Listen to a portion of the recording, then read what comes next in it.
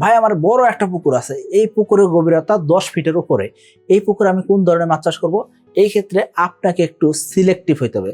যে কোনো মাছ চাষে দেওয়া যাবে না, কারণ কি গভীরতা দিতে বেশি, এই ক্ষেত্রে সূর্য আলো পুকুরে তলদেশে পৌঁছে দেওয়া পারবে না, এবং কি সূর্য আলো পুকুরে তলদেশে না পৌঁছে দেওয়া কি হবে, আপনার পুকুরে যে ফাইটোপ্লাঙ্কটন আছে, মাছের খাবার আছে, এগুলা সূর্যের আলোর অনুপস্থিতিতে পৌঁছবে।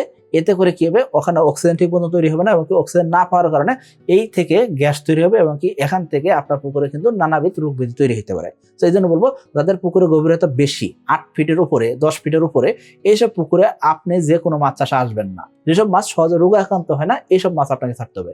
এখন আপনার বলতে কি কি মাছ ছাড়া যায়? প্রথমত আপনি যে মাছ চাষ করতে পারেন সেটা কি, কার্প জাতীয় মাছ চাষ করতে পারেন। কার্প জাতীয় মাছের রেজাল্ট খুব ভালো আসবে। ছোট বড় যে কোনো জলাশয়ে কার্প জাতীয় মাছ চাষ করা যায়। গভীর পুকুর যদি হয়, সেই ক্ষেত্রে কার্প জাতীয় মাছের ফ্যাটেনিং করতে পারলে সবচেয়ে ভালো হয়।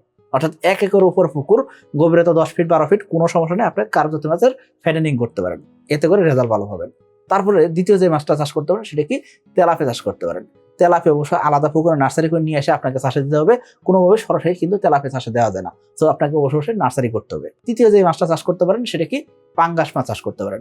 এই পাঙ্গাস মাছ দ্রুত বর্ধনশীল একটা মাছ, এবং বড় সাইজ যেহেতু করা যায়, সেক্ষেত্রে আপনি পাঙ্গাস চাষ করতে পারেন। এবং পাঙ্গাস মাছ পুকুর সকল স্তরের খাবার খায়, তো আপনি পাঙ্গাস চাষ করতে পারেন। তেলাপিয়া কিন্তু পুকুর সকল স্তরের খাবার খায়, তো তেলাপিয়া, পাঙ্গাস, অথবা আপনি কার্প মাছের ফ্যাটেনিং করেন, খুব ভালো রেজাল্ট করতে পারবেন। কিন্তু বেশি গভীর পুকুর, এসব পুকুরে ক্যাটফিশ জাতীয় মাছ চাষ করতে গেলে অনেক সময় দেখা যায় মাছের রোগ ব্যাধি বাড়ে, পুকুরে গ্যাস তৈরি হতে পারে, নানাবিধ সমস্যা আপনি পড়তে পারেন।